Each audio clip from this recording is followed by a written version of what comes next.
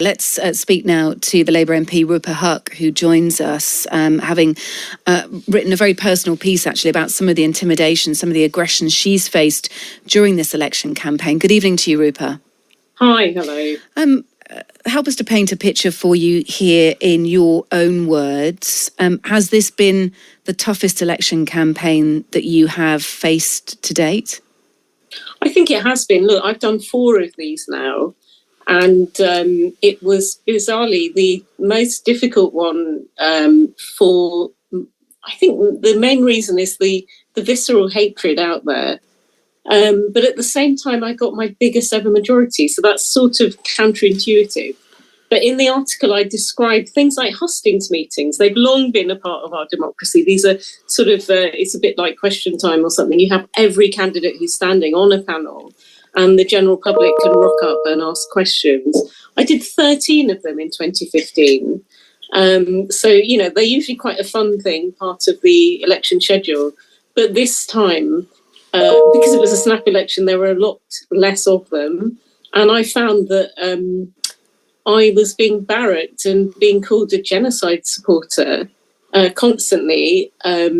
Especially the first, I did one on a Monday, and that was pretty horrible. This is the Workers' Party candidate, the George Galloway one, particularly had planted people in the audience. And so then by the Wednesday, we were a bit ready for them. I mean, the Monday one, so not only these people who are not really prepared to listen to reason. I was one of the Gaza rebels. 56 Labour MPs voted for a ceasefire that first time it came up, but I don't think, you know, never let the facts get in the way of a clear narrative. It was just a very nasty personal campaign. Yeah. Nothing positive to say about their own candidate, but just lots of videos labelling me as a genocide supporter. And on the Monday one, they actually they were creepily, they had camera phones in the front row of the hustings meeting, which I found very off-putting. Anyway, they were waiting for me at the end, and then they were sort of asking me questions. I kind of blanked them. And so their narrative, they put it on social media, was that they chased me off the premises. I mean, the meeting had ended. I needed to get out of the building. So the next one, I was in this uncomfortable moment where I was kind of trapped, waiting for them to leave. You know, who's going to leave, them or me? Am I going to get in that same situation? Yeah, it's a safety question as well, isn't it? And look, one of your fellow Labour MPs as a candidate, Rosie Duffield, cancelled hustings, and she was criticised for it, but she was told for her own safety not to do them. Did you also have those conversations with security, with the police, with any of your own, people within the party, that actually it actually may be safer for you not to do hustings or for you not to make public appearances? I mean, the thing is, the Gaza issue has been the number one thing that's come up in the inbox, certainly, in my 9 years of doing this. And so I thought I should face people and explain. The Labour Party policy is now for an immediate ceasefire. So I wanted to go and explain myself out there, but I know a lot of people didn't do them at all. And I can understand why. Normally, it is part of doing an election in the UK. It's, I've heard the argument made before that they're sort of time expensive because you have to cram. You could be asked anything. You have to learn the entire Labour Party manifesto. But these hustings were very focused on that one issue, and people just weren't listening. Yeah, so I totally get why people didn't do them this year. And yeah, I feel, social media also has toxified all this. In your article, you also mention, along with pro-Palestine groups, you also mention Just Stop Oil, which I suppose is a similar impulse to inconvenience everybody to make your point.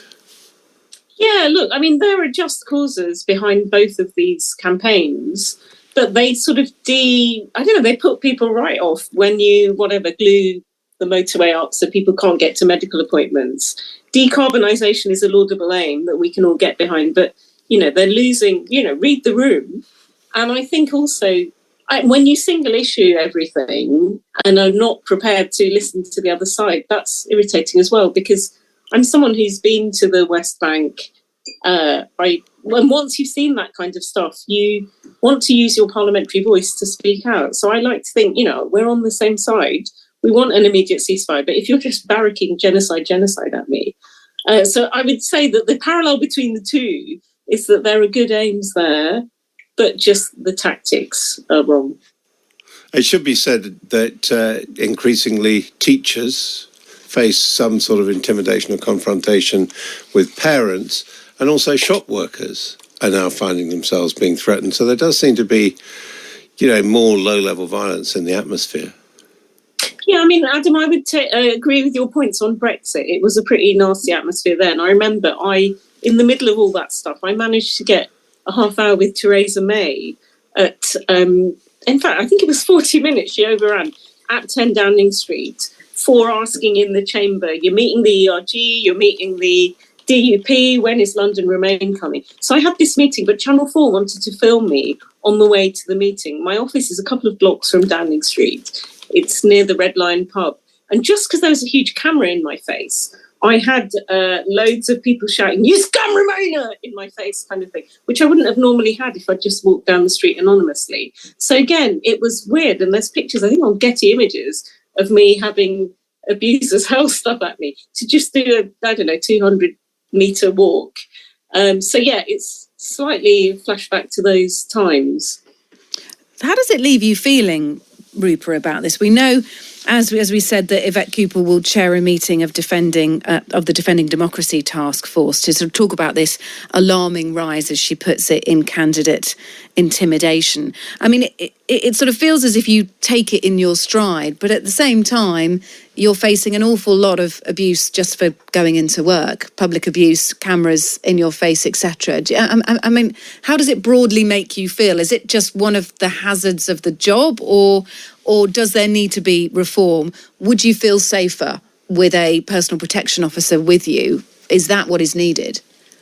Yeah, look, it's got a lot worse. And then MPs are allowed to request a close protection officer at advice surgery. And the two cases you mentioned, Joe Cox and David Amos, they were both conducting an advice surgery. Again, a standard part of our job. The public comes in with their queries. We see them. So that is an additional thing that didn't used to be there. We also are issued with an attack alarm that if we squeeze it, that goes to somewhere central and they know we're in trouble. No one really wants to live a life behind security screens and layers of heavies and all this. You're right, it is partly an occupational hazard, but I just think people need to. Didn't President Biden say it about the assassination attempt? We just all need to cool down a bit. There's an outrage industry of people who like being whipped up into a frenzy. And the logical conclusion of that is,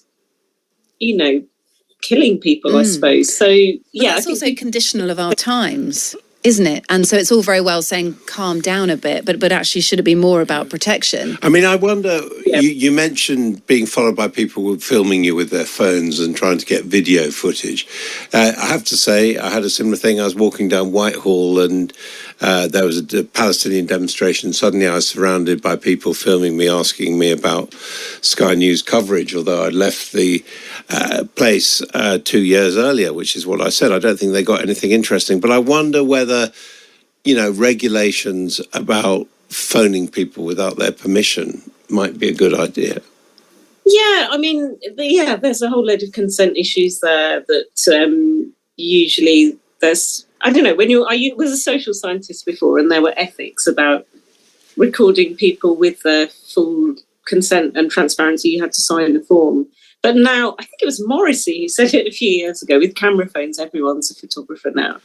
So, I mean, I don't know if at a hustings meeting they could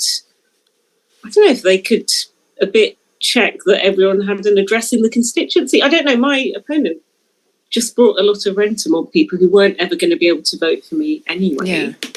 Which is then a stitch-up, and it's not serving your constituents at all then, is it? It does seem a bit bonkers. Or do you have a theatre policy of put your mobile phones away, and if anyone's flashing a mobile phone around, then they're removed from a hustings? It would only be a small remedy to what feels like a bigger problem. Rupa, thank you so much for being with us. Really appreciate your time on that one. Rupa Huq, who is Labour MP for Ealing Central and actor.